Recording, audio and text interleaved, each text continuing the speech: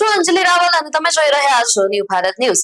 મહત્વના સમાચાર સામે આવ્યા છે કે રાજ્યમાં ભારે વરસાદની શક્યતા નહીવત છે। પશ્ચિમી પવનોથી છૂટા છવાયા વરસાદની શક્યતા છે તો અરબી સમુદ્રથી ભેજવાળા પવનો સક્રિય થયા છે। પશ્ચિમી પવનો વરસાદી માહોલ જાળવી રાખશે અને સૌરાષ્ટ્ર કચ્છમાં વરસાદી ઝાપટા પડી શકે છે। ઉત્તર ગુજરાતમાં પણ ગાજવીજ સાથે વરસાદની સંભાવના વ્યક્ત કરવામાં આવી રહી છે તો અમદાવાદમાં પણ હળવો વરસાદી માહોલ રહેશે। મધ્ય દક્ષિણ ગુજરાતમાં વરસાદી વાતાવરણ રહેવાની શક્યતા છે। સુરેન્દ્રનગર જિલ્લાના લીંબડી તાલુકામાંથી પૂર અને વરસાદી હોનારતના માઠા સમાચાર સામે આવી રહ્યા છે। ઉપરવાસમાં પડેલા ધોધમાર વરસાદને કારણે ભોગાવો નદી બે કાંઠે વહેતી થતા પૂરની સ્થિતિ સર્જાઈ છે, જેના પરિણામે લીંબડી તાલુકાનું જસમતપર ગામ સતત બીજા દિવસે પણ અન્ય વિસ્તારોથી સંપર્ક વિહોણું બન્યું છે।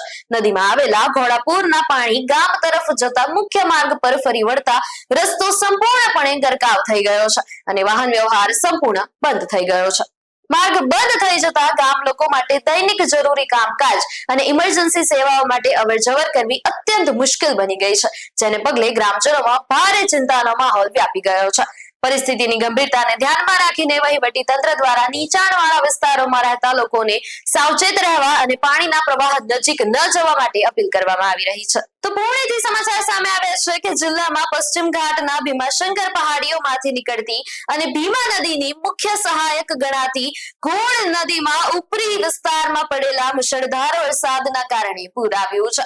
ઘોડ નદીના ઉપરવાસમાં આવેલો ડિંભે ડેમ સંપૂર્ણ ભરાઈ જતા તેના તમામ દરવાજા ખોલીને મોટા પ્રમાણમાં પાણી છોડવામાં આવી રહ્યું છે, જેના કારણે અંબગાંવ તાલુકાના લાખણ ગામ ખાતે આવેલો બેલ્હા જેજુરી હાઈવે પરનો બ્રિજ સંપૂર્ણપણે પાણીમાં ડૂબી ગયો છે અને વાહન વ્યવહાર ખોરવાઈ ગયો છે। ઘોડ નદીના ધસમસતા પૂરના પાણી આસપાસના ખેતરોમાં ફરી વળતા મોટા પાયે પાકનું નુકસાન થયું છે। ડિંભે અને ડાઉન સ્ટ્રીમમાં આવેલા ઘોડ ડેમમાંથી સતત થઈ રહેલા વિસર્ગના કારણે આ સમગ્ર પાણી ભીમા નદીમાં થઈને ઉજ્જની ડેમ તરફ વહી રહ્યું છે। ઉજ્જની ડેમમાં પાણીની પ્રચંડ આવક નોંધાતા ત્યાંથી પણ મોટા પાયે ડિસ્ચાર્જ શરૂ કરાયો છે, જેના પગલે સોલાપુર અને પુણે જિલ્લાના નદી કાંઠાના તમામ ગામોને હાઈ એલર્ટ પર રાખીને લોકોને સાવચેત રહેવા તંત્ર દ્વારા અપીલ કરવામાં આવી રહી છે। બનાસકાંઠા જિલ્લામાં ઘાતક ચાંદીપુરા વાયરસનો પ્રકોપ સતત વધી રહ્યો છે। અમીરગઢમાં ચાંદીપુરા વાયરસના કારણે બાળકનું મૃત્યુ નિપજતા આરોગ્ય વિભાગમાં ભારે દોડધામ મચી ગઈ છે। ઘટનાની ગંભીરતાને ધ્યાનમાં રાખીને મુખ્ય આરોગ્ય અધિકારી સહિત આરોગ્ય વિભાગની ઉચ્ચ ટીમ તાકીદે અમીરગઢ ખાતે સર્વે અને તપાસ અર્થે પહોંચી ગઈ છે। જિલ્લામાં ચાંદીપુરા વાયરસની હાજરી હોવાની પુષ્ટિ કરી છે અને અત્યાર સુધીમાં કાંકરેજ અને અમીરગઢમાં ચાંદીપુરા વાયરસના કારણે 2 બાળકો પોતાના જીવ ગુમાવી ચૂક્યા છે। આ ઉપરાંત અગાઉ બનાસ મેડિકલ હોસ્પિટલમાં સારવાર માટે લાવવામાં આવેલી રાજસ્થાનની એક બાળકીનું પણ મૃત્યુ નિપજ્યું હતું। કાનપુરા ગામમાં આરોગ્ય વિભાગની ટીમો દ્વારા ઘરે ઘરે જઈને સઘન સર્વે કામગીરી હાથ ધરવામાં આવી છે, તેમજ વાયરસ ફેલાવતા કીટકો અને માખીઓ સામે પાવડર તથા દવા છંટકાવની કામગીરી શરૂ કરી દેવામાં આવી છે।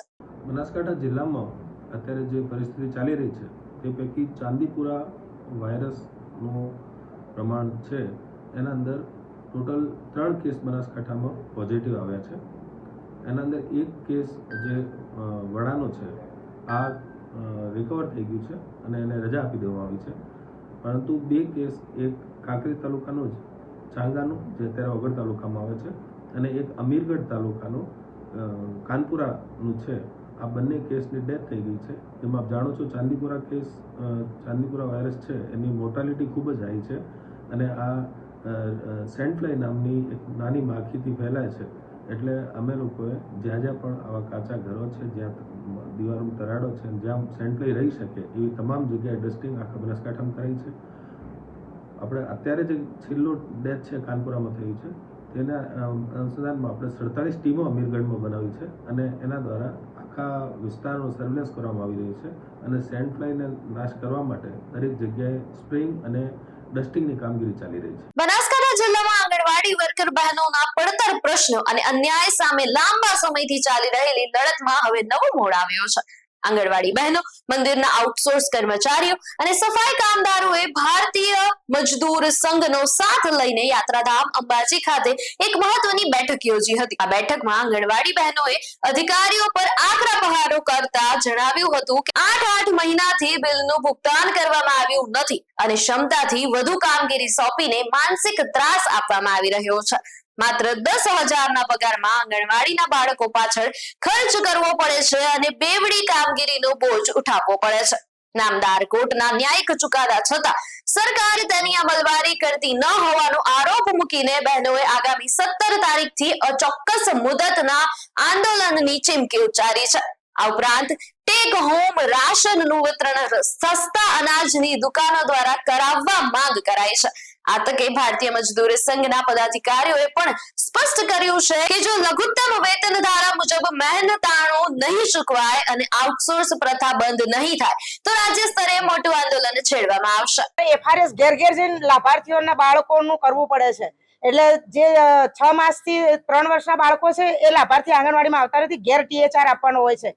એ લોકોના ટીએચઆર ની કોઈ વેલ્યુ જ નથી હોતી અને અમે પરાણે એમને ટીએચઆર પકડાઈએ છીએ. અધિકારી પર કાર્યકર બહેનો પર માનસિક ટોર્ચર કરે અને બીજા જે કોઈ ગાંધીનગર થી આવે એ લોકો પણ ટોર્ચર કરે બહેનો પર. એટલે હું તો કહું છું ખરેખર આ ટીએચઆર લાભાર્થીઓને જો સરકારશ્રી તરફથી આપવું હોય તો કાં તો કંટ્રોલમાં કોઈક વ્યવસ્થા કરે, પછી એમએમઆઈ ની પણ કંટ્રોલમાં કોઈક વ્યવસ્થા કરી દે. કારણ કે કાર્યકર બહેનો ઉપર જ બધી દુગામી આવે છે કે કાર્યકર બેન ખાઈ ગઈ, કાર્યકર બેન કશું મળતું નહીં કાર્યકર બેન ને. અને જોવા જાવ તો એક કીટ વારા ફરતી આપવામાં આવે છે. ઘડીકમાં તો સ્લેટોની બોક્સ આપશે, ઘડીકમાં કોઈ આસન પટ્ટા ને એવું આપશે, ઘડીકમાં વળી કોઈ બીજું. એ બધા ભાડા અમારે પોતાના ખર્ચે ભોગવવાનો વારો આવે છે. અમારી આંગણવાડી બહેનોની એ જ માંગ છે કે સરકારશ્રીએ જે હાઈકોર્ટનો ચુકાદો આપ્યો છે તે તાત્કાલિક અમલમાં કરે અને જો સરકારશ્રી તાત્કાલિક અમલમાં નહીં કરે તો 17મી તારીખે અમે ઉગ્ર આંદોલન કરીશું. અમારી એ જ માંગણી છે કે જે સરકારશ્રીએ હાઈકોર્ટનો ચુકાદો આપ્યો છે તેડાગર કાર્યકર બહેનોને હજી સુધી સરકાર સાંભળતી નથી અને બહેનોને એટલું બધું પાયાનું કામ હોય છે કે એ ક્લાસ 1 અધિકારી સાહેબશ્રી પણ નથી કરી શકતા. તો સરકારશ્રી અમારું આ હાઈકોર્ટનો ચુકાદો તાત્કાલિક અમલમાં કરે અને નહીં કરે તો અમે 17 તારીખે અચોક્કસ મુદતની હડતાલ ઉપર ઉતરીશું. તો સુરત શહેરના પાંડેસરા વિસ્તારમાંથી રાજ્ય સરકારની મુખ્યમંત્રી માતૃશક્તિ યોજના હેઠળ થતા અનાજ વિતરણમાં ગંભીર બેદરકારી સામે આવી છે. આંગણવાડી કેન્દ્રો મારફતે સગર્ભા અને ધાત્રી માતાઓને વિતરણ કરવા માટે મોકલવામાં આવેલો કઠોળનો જથ્થો વાસી અને એક્સપાયરી ડેટનો હોવાનું સામે આવતા ખળભળાટ મચી ગયો છે.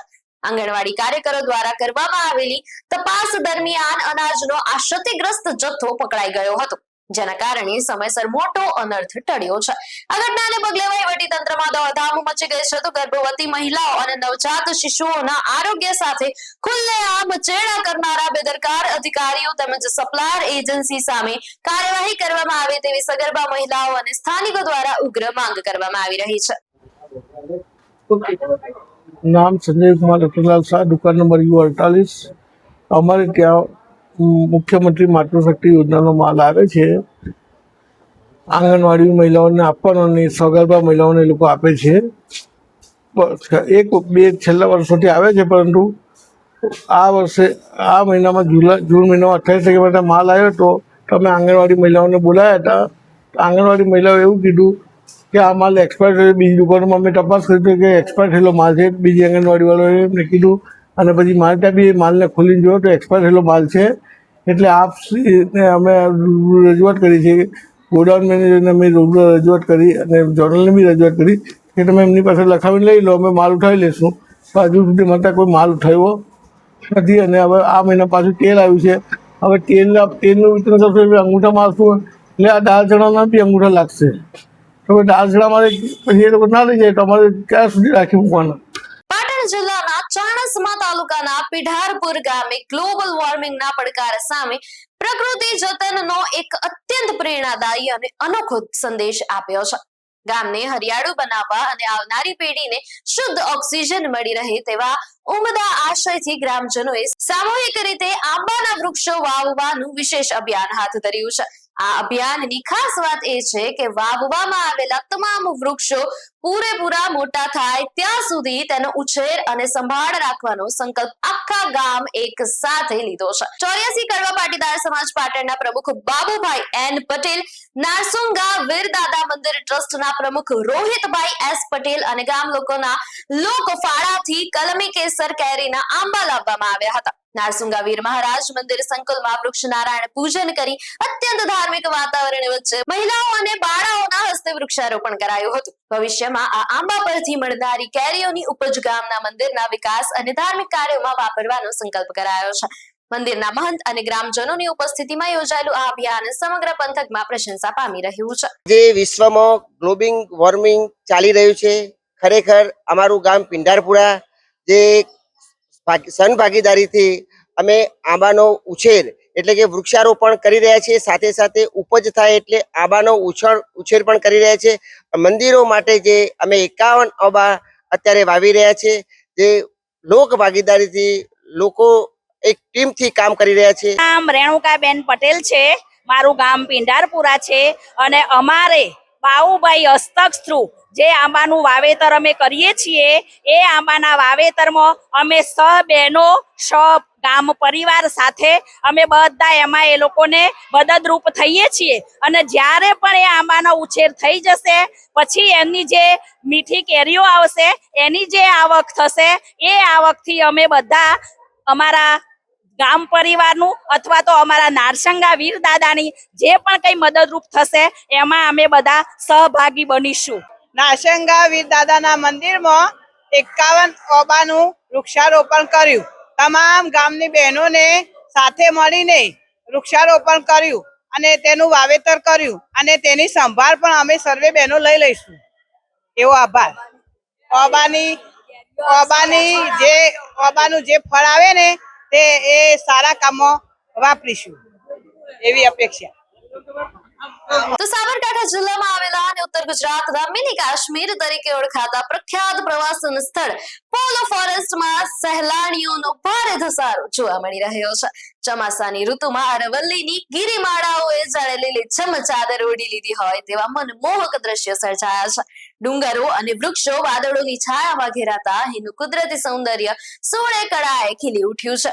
વરસાદી માહોલ વચ્ચે ખડખડ વહેતા ઝરણા અને ભરાયેલો વણજ ડેમ પ્રવાસીઓ માટે મુખ્ય આકર્ષણનું કેન્દ્ર બન્યા છે. ગુજરાત જ નહીં પરંતુ અન્ય રાજ્યોમાંથી પણ હજારોની સંખ્યામાં સહેલાણીઓ પરિવાર સાથે આ પ્રાકૃતિક વૈભવનો આનંદ માણવા પહોંચી રહ્યા છે. વણજ ડેમના નયનરમ્ય અને રમણીય દ્રશ્યો વચ્ચે પર્યટકો કુદરતના ખોળે આહલાદક અનુભવ કરી રહ્યા છે. સહેલાણીઓની ભારે ભીડને ધ્યાનમાં રાખીને વહીવટી તંત્ર દ્વારા પણ સલામતીના જરૂરી પગલાં લેવામાં આવી રહ્યા છે. સમાચારમાં હાલ માટે બસ આટલું જ. વધુ સમાચાર માટે જોડાયેલા રહો ન્યૂ ભારત ન્યૂઝ સાથે. નમસ્કાર.